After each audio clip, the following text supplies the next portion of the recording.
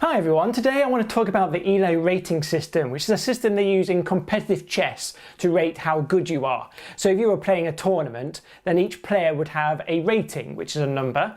A new player would have a rating of 1000, and then if you win games, your rating goes up. And if you lose games, your rating goes down. And it's useful in a tournament because it means you can match players of similar ability together.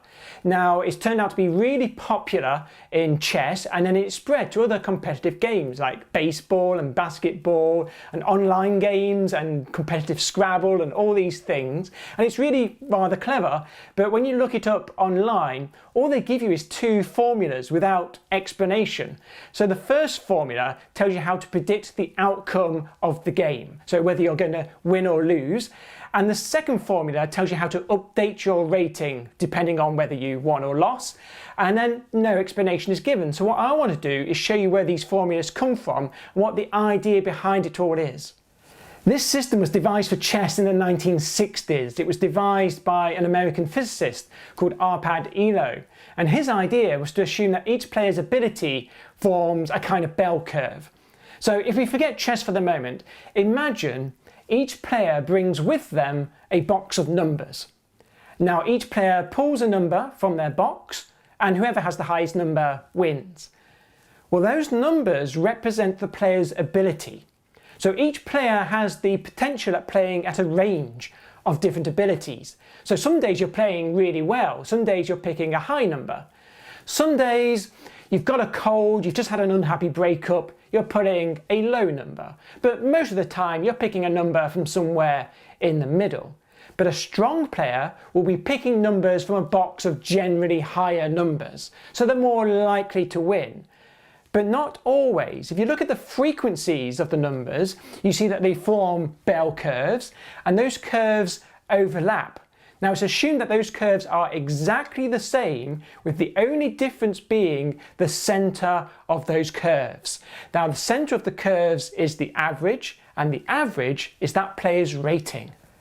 Now I want to derive the first of those two formulas, which is the probability of winning the game. So if you want to know this, you need to look at the frequency of the differences between the two players' numbers. If you do that, you also get a bell curve. It's called a logistic curve, and the idea is that the more of this curve that is to the right of 0, the more likely that player is to win. So the Elo rating system is designed so that if a player has a rating that is 400 points more than another player, they are 10 times more likely to win. So on the curve, the area to the right of 0 would be 10 times the area to the left of 0.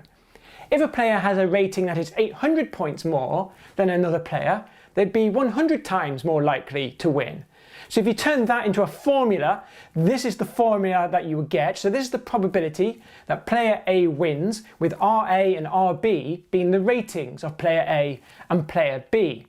Now we can tidy this up a little bit more, because the probability that player B wins is just 1 minus the probability player A wins. We can put that into the formula. We can now tidy this up, and we can get the probability that player A wins in its final form. And you can see it's just based on the ratings of the two players. And using this, you can predict who's going to win the game. If the probability of winning is 1, you're definitely going to win the game. If the probability of winning is 0, you're definitely going to lose. If the two players have an equal rating, then the probability of winning is a half. So you're going to win half the games and lose half the games. It's a kind of a draw. So let's say winning a game is 1 point, losing a game is 0, and a draw is half. Then the probability can be used as the expected score. Even when it's something weird, like if you have the probability of winning being 0.75, that means you're going to win 75% of the games. Or you might win 50% of the games and draw 50% of the games, or somewhere in between. Either way, we would say that the expected score is 0.75. So we can use the probability to predict the outcome of the game. But what happens if we do better or worse than the predicted outcome?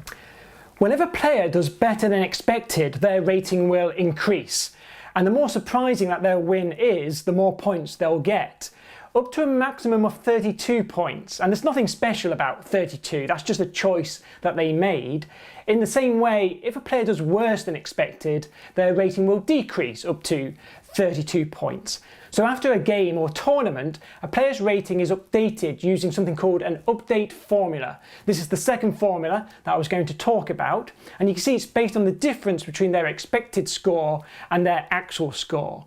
So if we just do a quick example of this, let's say we've got player A, he's the weaker player, he's expected to lose the game, his expected win is 0.35, and then in an upset he actually wins the game and scores 1 point. If you put those figures into the update formula, you can see that player A's rating increases. It actually increases by 21 points in this example, which is an equal transaction from the loser's rating to the winner. But that's the idea. So if a player does better than expected, their rating will increase. If a player does worse than expected, their rating will decrease. And if a player does about as expected, there is little difference. So there's little benefit to strong players picking on weak players. But this is really clever because that means that eventually and over time, a player's rating becomes a true reflection of their ability. The Elo rating system has become very popular with players as well because it allows you to monitor your own progress, so you can see yourself getting better or worse through your rating. The only problem with that is that your rating is a measure of your ability relative to the population. So a rating of 1,800 this year may not be the same as a rating of 1,800 next year or 5 years from now. Even if your ability stays the same, your rating can go up and can go down. It's kind of like a currency in that way. So there are other more sophisticated methods that solve those kind of problems, but ultimately all those methods are based on Elo's original idea. And I think that's all from me for now, so if you have been, thanks for watching.